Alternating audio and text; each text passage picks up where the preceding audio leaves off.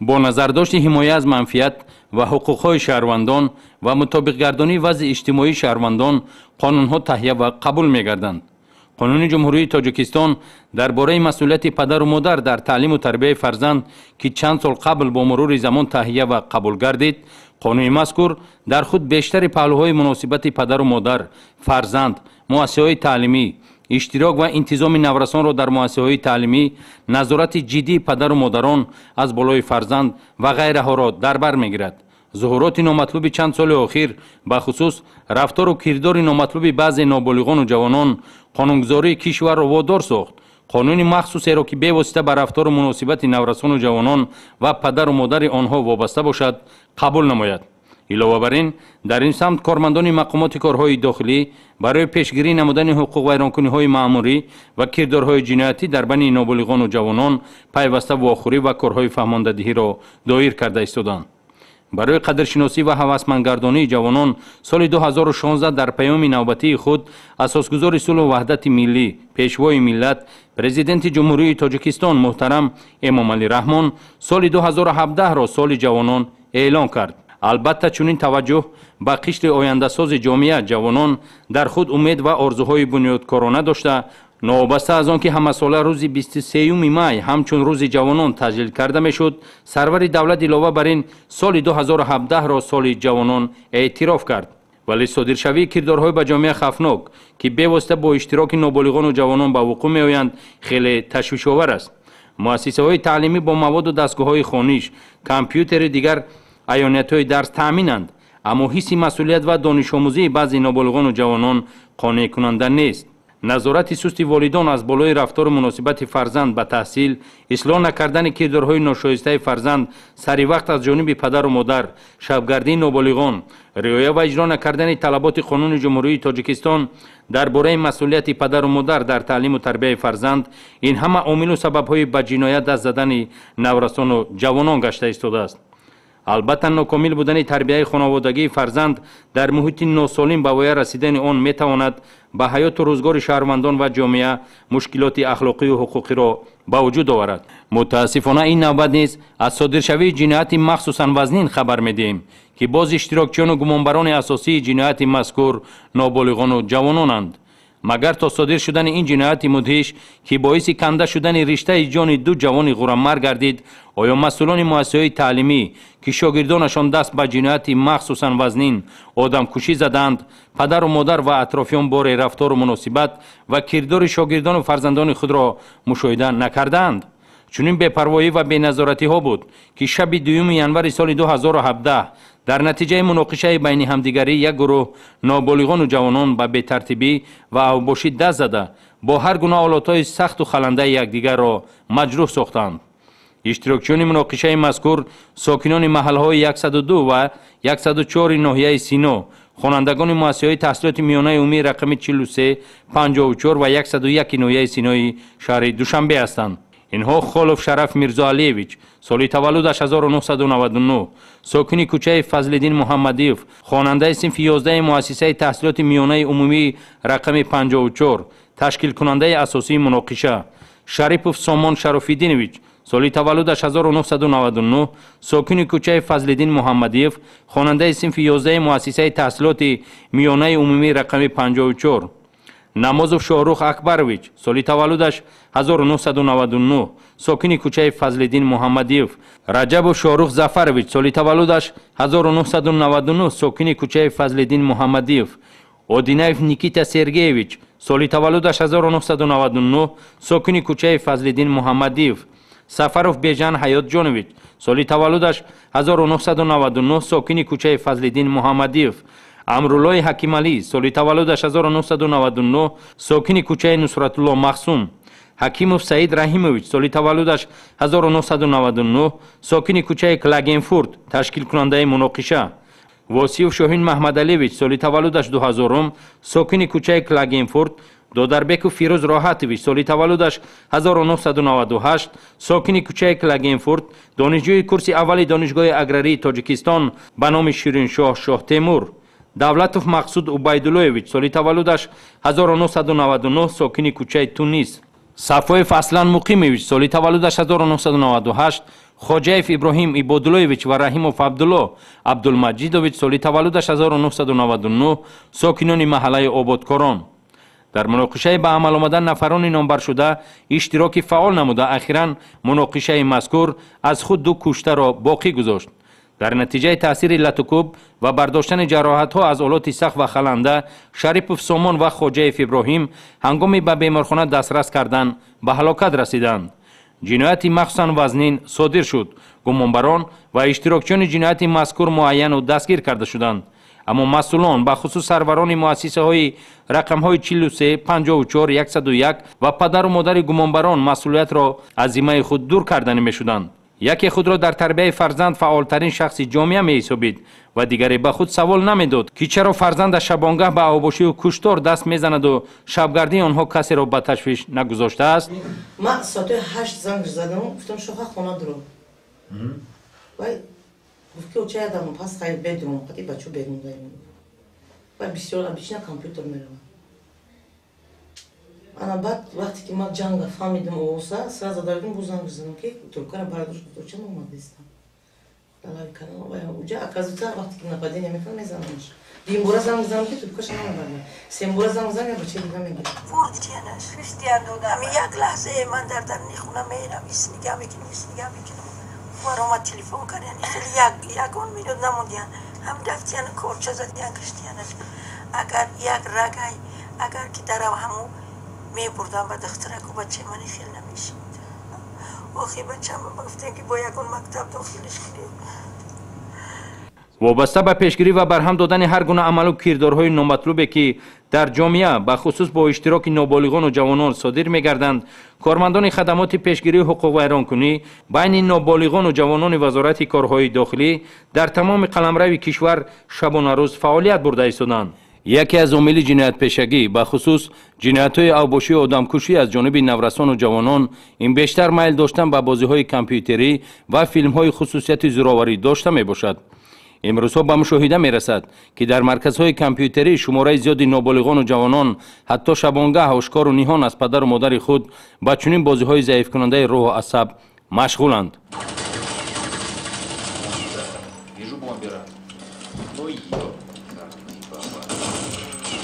در نتیجه سنجش‌های پیشگیری کننده از جانب کارمندان خدمات پیشگیری حقوق ویرانکنی بین نابالغان و جوانان وزارت کارهای داخلی چنین حالت‌ها آشکار و پیشگیری کرده می‌شود. اما باز در این سمت مسئولیت جامعه به خصوص پدر و مادران کو چگونه واردات این گونه فیتا و دیسک‌های خصوصیت زورآوری و از معیارهای اخلاقی و حقوقی بیرون را به قلمرو کشور ما وارد می‌سازند و در مرکزهای کامپیوتری جلب نابالغان به این گونه دیسک‌ها را متخصص ساحت چنین شرح داد. تمامی فیلم ها، تمامی بازی های بچگانه کامپیوتری که دارای خاراکتر وحشانیت، زورآوری، اکستریمیستی و تروریستی داشته را دسترس میکنند. از طرف کارخانه ما سند گرفت ترتیب داده با مقامات های حفظ حقوق برای چوراندهی پیشنهاد کرده می شود. اکثریت چنین فیتا را صاحبکاران از شبکه‌های اینترنتی دسترس می نمایند. در دوام سال 2016 زیاده از 20 صاحبکار رو سند ترتیب داده برای چوراندهی با مقامات های حفظ حقوق پیشنهاد کرده شده که بازی‌های کامپیوتری که چنین دارای خاراکتر داشته بودند. وابسته به میل و ذوق نابالغان و جوانان با بازی و فیلم‌های خاراکتری تهدید و زورآوری داشته که در آن بیشتر سلاح و موادهای ترکنده و حرکت‌های آبوشانه استفاده می‌شوند، به تحلیل روانشناس توجه می‌کنیم. تحولات یعنی که اِوولوسیایی که در جمعیت آدمی می شود روش آن زینه‌های خود را دارد که ما آن را در جوانان عصر 21 و از آن جمله جوانان نورسان تاجیکستان می بینیم. یکم چیزی که برتریتی که جوانان حاضر دارند این بسیار دسترس بودن اطلاعات است. وقتی که آنها اطلاعات زیاد دارند و این اطلاعات را می توانند از هر کجا بگیرند، اطلاعات سببی در معینه سری آنها پیدا شدن آرزو و هوس خواهش های آنها می شود.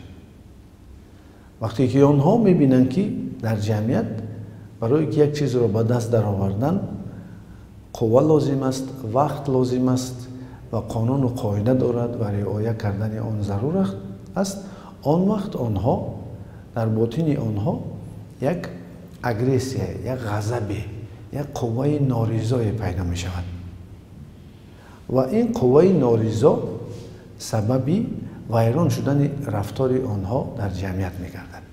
در حالتی که تلویزیون یعنی که فیلم های را نشان می‌دهد در گوشه تلویزیون یا که همان کارخانه هایی که ویدیو دیسک ها را میبرارند در آنجا بنویسند که مثلا تا چند ساله آنها را تماشا کردن ممکن است و این را ما در تلویزیون خود جاری کنیم و مانند تلویزیون های دیگر. این سبب می شود که پدر و مادر شاید آنها را یعنی که تماشا کردن آن فیلم ها را نمانند و البته فیلم های جانال باز در بهارستان و دیگر چیزها یا که فیلم های مخصوصی به زبان تاجیکی گردانده که یعنی طلبات های همون گوییم که پسیخولوژی آنها را خانه میکردن نشان دادن و البته پسیخولوژ ها را قوه پسیخولوژ ها را روانه ساختن در مکتب ها هست که ما میتوانیم در مدت کوتاه چنین پسیخولوژ ها را روانشناسان را برای این سن سال تیار کنیم و آنها جانانه کار کنند، چون که مرهم روانی متاسفانه نورسان و جوانان ما ندارند. چنانچه ذکر شد در این سمت قانون جمهوری تاجیکستان درباره مسئولیت پدر و مادر در تعلیم و تربیت فرزند نیز مورد عمل قرار دارد، ولی اهل جامعه، پدر و مادران، مؤسسه های تعلیمی کی طلبات قانون مذکور را رعایت و اجرا میکنند؟ واقعا هم بی‌پروایی اطرافیان، خنک نظری نسبت رفتار و کردار فرزند و نادیده گرفتن قانون‌های عمل کننده به جامعه تأثیر منفی می‌رساند. نتیجه چنین بی‌پروایی ها بود که عاقبت 2 نفر کشته شده، جوانان دیگر که می‌توانستند در آینده به ملت و دولت خدمت نمایند امروز با جرم صادر کردن جنایت دستگیر کرده شده، ادامه عمر جوان خویش را پس پنجره محبس می‌گذرانند. با پیشنهاد این نوارهای اضطراب‌انگیز که از مرگ 2 جوان غورمرگ خبر می‌دهد، باوری داریم صادر شدن این جنایت حزن‌انگیز مسئولیت شهروندان را بیدار می‌سازد. تفتیشات در این سمت در پروکراتورای گنرالی جمهوری تاجیکستان طبق طلبات ماده‌های 104، 110 و 237 کدکس جنایتی جمهوری تاجیکستان ادامه داشته سبب‌های اصلی سر زدن جنایت معین کرده می‌شود. من و جوانان سن سال خودم گفتنی هستم که بهوده‌گردی را بس کنند، جمع نکنند و به گپ پدر مادرشان گوش دهند، زیرا ما گوش نکردیم و بهوده گشتیم. عاقبت جنگ ما کرده ما رو به پس پنجره و ما سخت پشیمان هستیم و به دیگران هم میگوییم که جمع نکنند.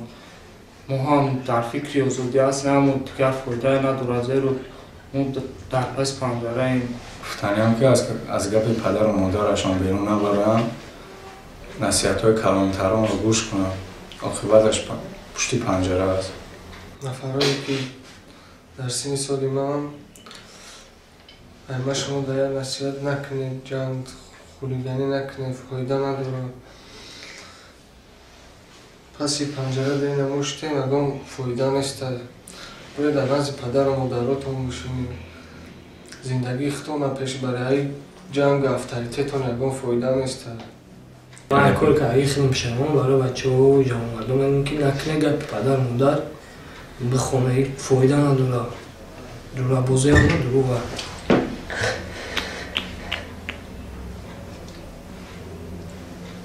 حالت دیگری که خیلی تشویش‌آور و نگران کننده است در مؤسسه تحصیلات میانه عمومی رقم 41 در کوچه احمد دانش پایتخت در روند درس از جانب کارمندان میلیسیا آشکار گردید. خوانندگان مؤسسه تعلیمی مذکور در صنفخانه کامپیوتری جای از خود نمودن تکنولوژی و برنامه‌های تعلیمی معاصر در کامپیوترهای صنفخانه مشغول تماشای نوارهای خصوصیتی زورآوری داشته بودند. رهبریت مؤسسه مذکور متصدیان صنفخانه و آموزگار فن تکنولوژی انفرماسیونی از چنین حالت خود را بی‌طرف نشان داده هر بهانه را پیش می‌آورند. دیرکتور مؤسسه تحصیلات میانه عمومی رقم 41 روزی و شریفه رکننده وظیفه. من هیچ باوریم نمی‌آید که معلم فن تکنولوژی در وقت درس خواننده‌ها با همین فرم مشغول باشند و از کجا اینا پیدا شده من نمی‌دونم. داخل کامپیوتر حتی شاید هم نکردم ندیدم. پس کجاست مسئولیت؟ آموزگاران و رهبریت مؤسسه تعلیمی مگر نظارت نمیبرند؟ خوانندگان مؤسسه از این نوارها چی می‌آموزند؟ پدر و مادر فرزندانشان را برای آموختن علم و دانش و از بر کردن برنامه تعلیمی به مکتب روان می‌سازند، ولی در مکتب باشد خوانندگان تماما به دیگر کردارها مشغول بودند. علاوه بر این خوانندگان حرکت و رفتارهای خود را که به تحقیر یکدیگر روانه گردیدند ثبت نموده در کامپیوترها جای نمودند.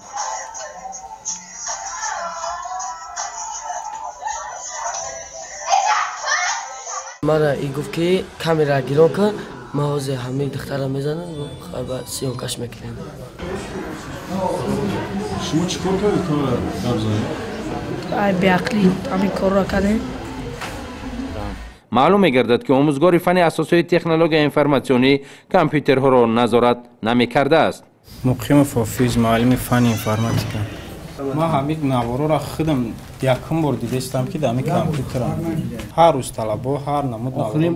چگونه میتوان از چنین خوانندگان آینده نیک و درخشان را انتظار شد؟